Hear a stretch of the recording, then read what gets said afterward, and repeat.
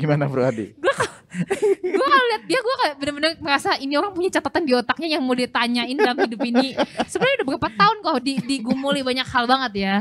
Kalian tidak tahu betapa banyaknya pergumulan dalam waktu cuma 1 tahun. Iya. Kalian tidak tahu. Iya betul. Dan banyak orang mungkin yang mengalami kayak Ko Adi juga. Ya ini kata Ko Adi tadi, Koko lagi baca apa, Koko lagi ikutin sosmed apa. Iya itu benar. Dan Koko akhirnya melupakan satu hal yang paling dasar ya, Alkitab. Alkitab. So, Itu handphone, maaf. Ya oke. Alkitab. Kitab elektronik. Iya benar. Dan sekali lagi kok aku selalu ingat di diri aku tuh yang pasti bahwa Kristen tuh tidak membawa keselamatan buat aku.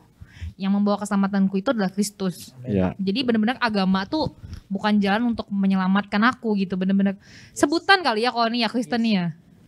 Pengikut Kristus kan. Benar-benar Yesus yang menyelamatkan aku. Ya itu aku yang paling aku tertampar banget tuh kalau waktu kalau dia nanya di depan tadi mungkin kita belum sempat bahas banyak. Kalau hidup kita nih nggak benar, kalau kita nih hidupnya masih awur-awuran, emang Tuhan tetap bakal menyertai kita kah? Tadi kalau dia nanya gitu di depan kalau ingat. Iya. Dan itu tuh aku benar-benar merasa, iya aku nih benar-benar diselamatkan bukan karena aku berbuat baik. Ya berbuat baik apa sih aku juga? Iya betul. Emang aku udah nyumbang 1 triliun buat orang-orang yang perlu. Emang aku ada donor ginjal, jantungku buat orang gak ada. Sebaik-baiknya aku, itu aku rasa tidak bisa menutupi dosa-dosa aku sih. Beda sama pemahaman teman-teman aku yang lain, mereka selalu bilang gini, tiap melakukan kebaikan ya. Mereka tuh mau tidak mau melakukan hal baik supaya menutupi dosa. Mereka ngajakin aku gitu. Jadi kapan hari itu mereka pernah ngajakin aku minta sumbangan kan di pinggir jalan. Terus aku bilang aku gak mau. Terus dia bilang gini, kamu hari ini udah bikin berapa banyak dosa katanya. Ini salah satu untuk mengurangi dosa itu dia ngomong kan. Terus tapi dia aku bilang tetap gak mau. Aku tetap gak mau minta-minta di pinggir jalan. Gak mau panas-panasan. Dan itu yang menjadi pembeda aku dengan mereka menurut aku. Bahwa aku berbuat baik itu bukan untuk aku masuk surga. Dan kapan hari itu aku melupakan ajaran itu. Maksudnya aku pernah yang fokus berbuat baik. Aku tuh berusaha melayani itu supaya senang hati Tuhan. Tapi fokusku tuh ke surga tetap. Sampai kemarin Paskah sekali lagi nih. Padahal aku udah dengerin khotbah itu kayak Ko Adi bilang. Iya kan? Tiap Paskah dengerin khotbah yang sama. Iya. Tiap Natal dengerin khotbah yang sama. Tapi Paskah tahun ini berbeda. Paskah tahun ini aku dibalikan kembali bahwa sebenarnya aku berbuat baik itu bukan karena itu. Aku ngomong kayak gini karena baru aja aku alami. Karena aku selama ini cukup lupa tentang hal itu. Jadi di gereja ada yang pastor khotbah dan aku baru oh iya berbeda. Berbeda. Kristen tuh ada 2 bedanya. Satu, aku agak lupa sih. Tapi ini tentang kebaikan ini. Berbuat baik bukan untuk masuk surga. Kita berbuat baik itu karena Tuhan udah baik duluan dan itu benar-benar gak menyelamatkan kok. Benar-benar makanya eksklusif sih jadinya emang. Iya. Mau saya jawab betul. Tapi eksklusifnya bukan dalam artian punya Ko Adi tadi. Iya. Eksklusif punya aku tuh benar-benar aku nih masuk surga dengan tiket VIP kasih karunia dari Tuhan. Bukan karena aku harus begawian nolongin orang. Gawian. Bahasa apa itu? Sorry. Iya. Keren sih. Mantap. Tup. Terus dijawab ya. Terjawab Bro Adi?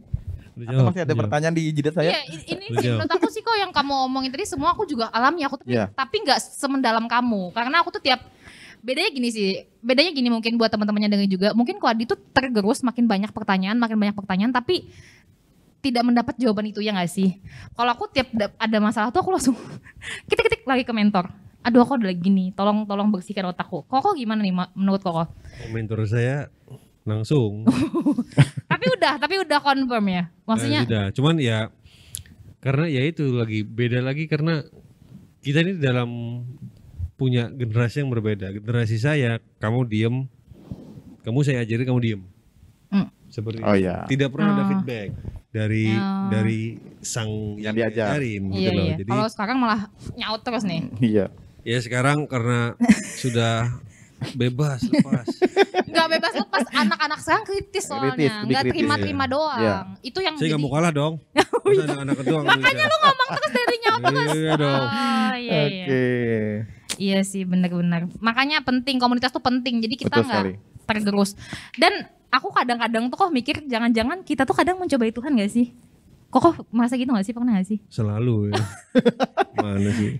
Soalnya Koko gini, maksud aku kayak aku tuh kadang-kadang kalau berpikir yang aneh-aneh tuh aku malah mencari tahu. Apalagi sekarang ada TikTok. Di TikTok sekarang tuh entah gimana lagi banyak pembahasan tentang Trinitas. Aku sempat keganggu pikiranku, tapi aku malah cari tahu. Dia terganggu. Malah aku sendiri yang mencari masalah buat menurut aku. Makanya tadi fokusnya berubah-ubah kok.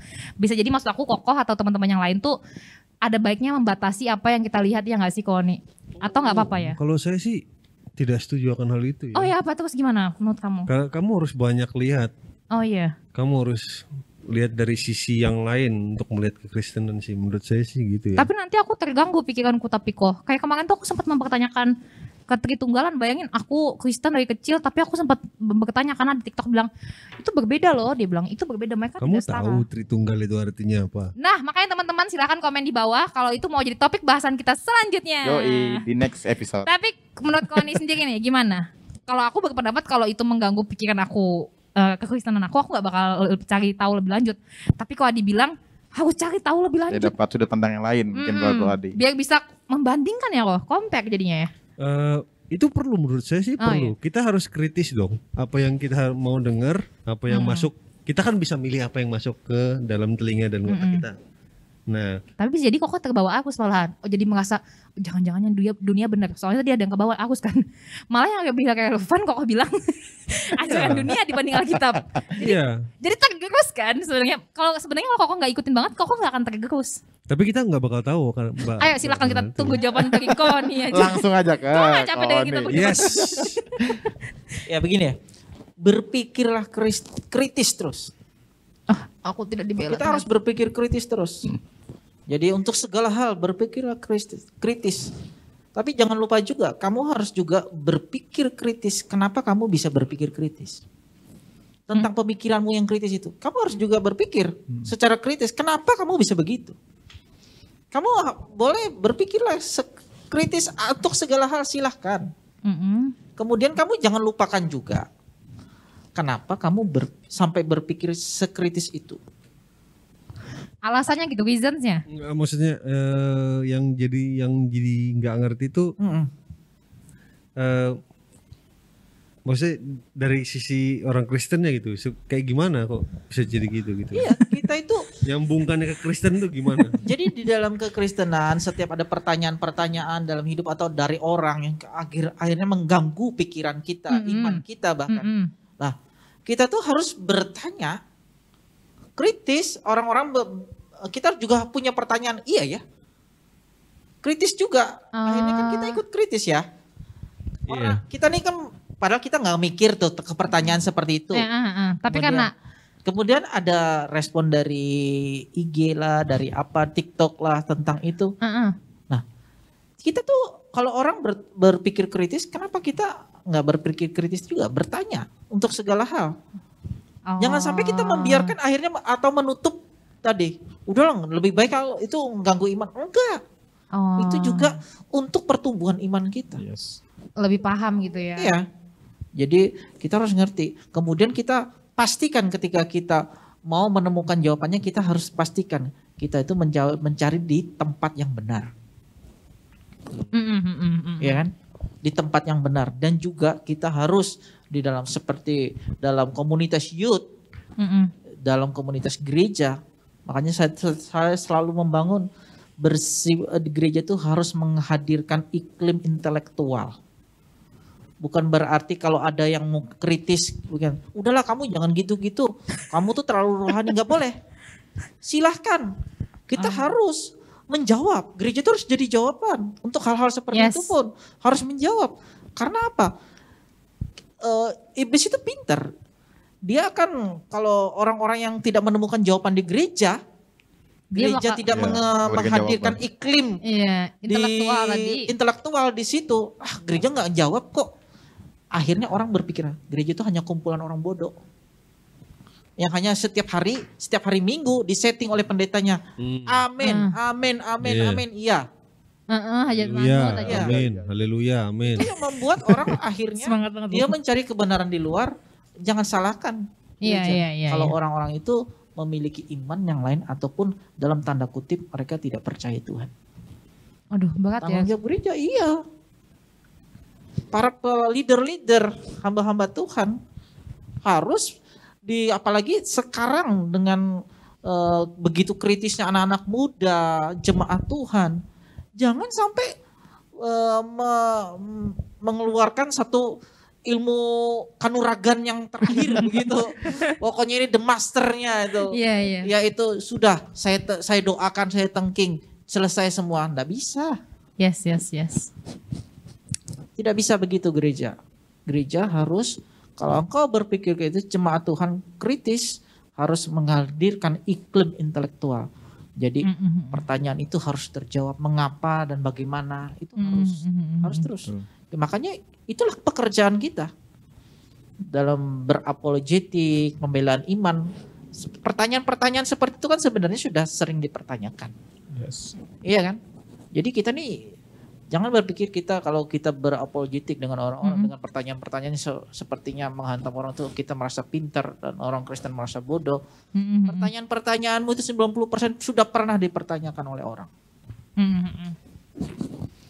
Tapi kita gereja Tuhan punya tanggung jawab, khususnya leader-leader, apalagi ini kalangan segmennya anak muda ya, segmennya anak muda. Nah, anak muda ini kan dalam posisi yang lebih karena mereka suka dengan media sosial. Nah, kembali apa yang saya katakan tadi, golongan-golongan ateis, agnostik itu menyerang kalangan-kalangan seperti itu. Di segmennya itu. Nah, oleh sebab itu gereja, apalagi komunitas anak muda harus bisa menjadi jawaban. Kalau ada anak muda yang kritis, segera gereja harus bisa memberikan jawaban yang benar. Jangan sampai mereka mencari di tempat yang tidak benar. Karena gereja nggak bisa survive, itu nggak bisa nyediain jawabannya. Mereka Kristus itu jawaban kok. Firman Tuhan itu jawaban. Nah, mereka akan bertumbuh imannya kalau mereka mendengar firman yang benar, firman Kristus. Kan Roma 10 ayat 17 ngomong gitu. Karena iman itu timbul dari pendengaran akan firman Tuhan. Kristus. Buat pengurus gereja yang lagi dengar, ini jadi tugas kita semua. Betul sekali. Jadi tidak lagi namanya, udahlah cari aja di Alkitab, baca sendiri. Harus jadi Gak jawaban. ngerti. Masalahnya gue sebagai anak muda kagak ngerti. Jadi lu harus ngerti. Bercanda. Pokoknya ini jadi tugas kita semua lah. Ya 1-0 lah kita berdua ya bro.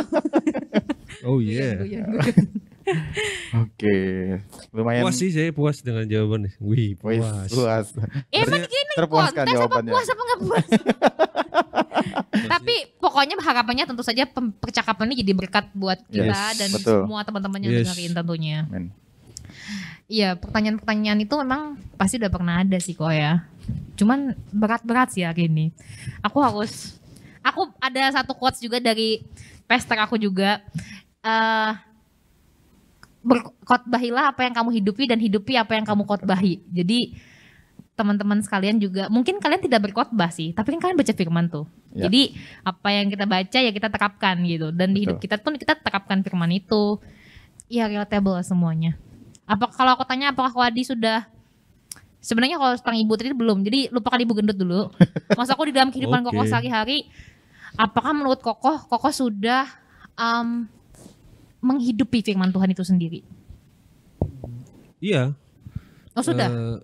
Menurut saya sih iya, karena ya itu ada hal-hal yang dari saya Kristen dari kecil itu ada hal-hal tuh yang kena dalam hidup saya. Itu pasti ada. Nggak mungkin kita tuh nggak ada yang nyangkut gitu. Ada firman yang nggak nyangkut lah dalam gitu ya. Memang semuanya pasti ada sih ya Dokon ya. At least Tuhan mati bagi kita itu pasti sudah harus tahu. Karena itu setiap Paskah diomongkan. Bukan soal pengetahuan akan firman itu maksud aku, tapi Kokoh tuh benar-benar dalam hidup ini benar-benar implikasi gitu loh. Iya, saya ngerti. Maksudnya karena saya ingat event-event itu, karena saya ingat pendeta menyampaikan hal itu. Jadi itu yang bikin kok pada ketawa nih. Enggak, ada sponsor lewat dan kita jadi nggak konsen gitu loh. Terus aku terlalu fokus sama Kokoh. Dan ada bau gitu loh. Anda mencium bau racun ini? Yes. Padahal masker aku udah 3 bulan. Iya. Tembus aja kan? Ya pasti ada lah maksudnya. Iya. Karena saya ingat itu yang jadi moto hidup saya. Mungkin saya nggak tahu. Apa itu moto hidup Anda? Oh ya, Tuhan mati bagi saya. Tuhan sangat baik buat saya. Saya enggak Tuhan boleh. berarti buat hidup saya. Saya enggak boleh meninggalkan Tuhan. Itu yang saya pegang seumur hidup. Maksudnya yang sampai hari ini saya hidup itu yang saya pegang. Walaupun saya maksudnya terombang-ambing, saya sering sekali terombang-ambing. Pastor juga selalu ngomong harus kritis. Tapi itu yang jadi pengalaman hidup saya pernah cerita sama Lin mungkin yang saya ini meragukan Tuhan. Meragukan Tuhan. Iya. Karena ada seseorang yang entah di media sosial saya itu yang ngomong sangat baik sekali tentang hal itu yang bikin saya ragu. Cuman ya itu karena Tuhan mati buat saya. Setiap tahun pasti itu ceritanya gitu loh. Mati buat saya. Terus saya ini ditebus. Saya ini tidak pantas ditarik dari lubang kematian, maksudnya lubang neraka. Tapi Tuhan lakuin itu buat Koko. Iya, maksudnya saya tidak boleh sampai meninggalkan Tuhan. Yes. Nah, cuman hanya karena omongan orang yang di media sosial yang sudah berpuluh-puluh tahun di belakang, yang dia sangat fasih, dia belajar. Nah, itu tuh ya yang jadi poros saya. Ya tadi firman tadi itu. Satu tagline aku terakhir juga aku tangkap dari Koko. Yang menurut aku agak kurang setuju waktu Koko bilang gini.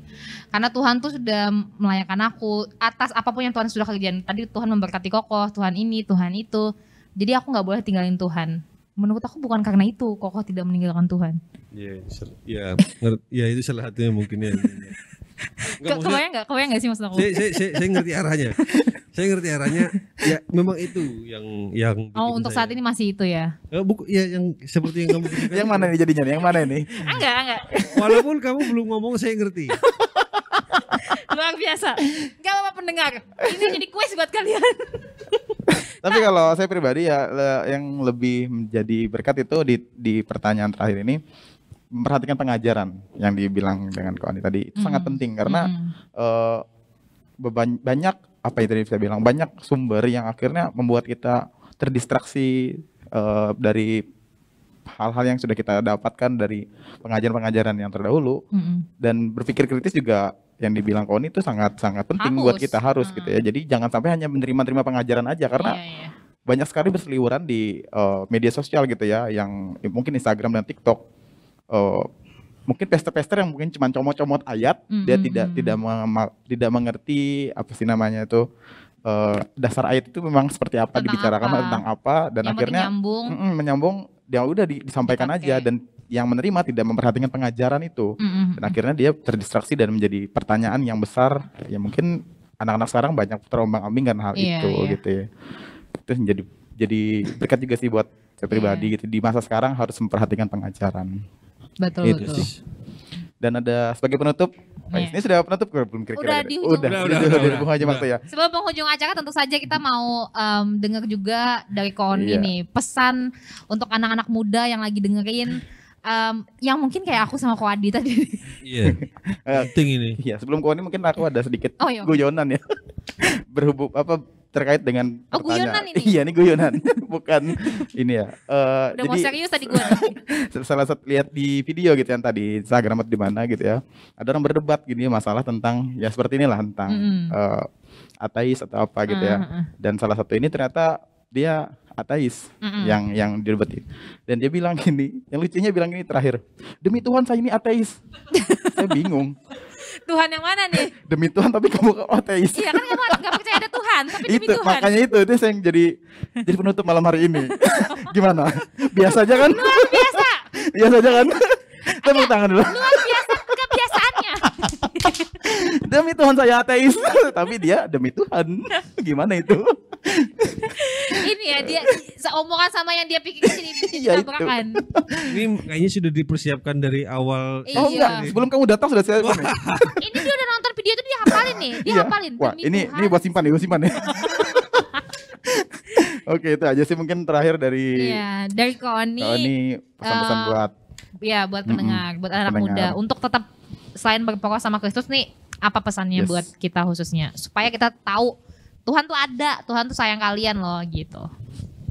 Iya, pesan saya buat anak-anak muda tetap berpikir kritis, tetap. Kemudian kita harus berjuang di dalam apapun yang sedang kita cari, pertanyaan-pertanyaan jawabannya itu pastikan Anda tuh mencarinya di dalam kebenaran firman Tuhan. Karena firman Tuhan itu pasti menjawab. Yes. Kadang kan anak-anak muda sekarang itu apa-apa googling. Copy paste. Di Google itu source-nya nggak jelas.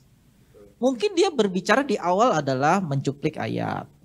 Kemudian tapi di belakang-belakangnya ternyata itu justru penyesatan. Mari kita belajar seperti di dalam komunitas kita, bertanya jawab tentang firman Tuhan, sharing, kita berpikir kritis, membangun iklim intelektual dalam gereja. Kemudian kita tidak hanya menjawabnya ya sudah, ditengking, didoakan, tetapi kita harus tetap terus belajar firman Tuhan. Karena penyesatan itu kan dalam pemikiran kita, ya kan, dalam pemikiran kita, penyesat itu dalam pemikiran kita. Jadi untuk anak-anak muda tetap harus menyadari hidupmu itu karena kasih karunia Tuhan. Yes. Itu That's aja. the point juga. Thank you banget Ko Adi sebagai sepatah 10 kata Satu paragraf mungkin. ya yang mau disampaikan juga sebagai orang yang berpengalaman hidup pernah sesat. Hampir. Guyon. Yang tadi masih kepahitan. Silakan kok. Kalau bisa tersesatlah yang jauh. Tapi jangan lupa balik ke pastor Anda. Waduh. Sangat mutiara sekali. Iya. Unexpected banget. Tersesat. Oh, tersesat. Aku pikir gini, tersesatlah kembali pada Tuhan. Enggak. Tersesatlah Kembali kepada pada pastor Anda. Aduh. Thank you banget Ko Thank you, Ko Adi yang Adi. udah jadi guest speaker kita hari ini ya Mas. Betul Jangan sekali. lupa, jangan kapok kalau diundang Betul. jadi guest speaker lagi. Yes. Oke. Kita ingetin sekali lagi nih, Ya. jangan lupa like, subscribe, komen, terus follow kita juga di Spotify dan audio lainnya. Dan jangan lupa kalau misalnya mau rekomendasi ya, Mau tema apa dibahas? Iya, tema apa, Ya, Trinitas, pacaran beda agama atau apapun Oke. itu, jangan lupa komen. boleh DM IG atau komen di YouTube di bawah ini. Oke. Yeay. Thank you semuanya. Dah. Terima kasih.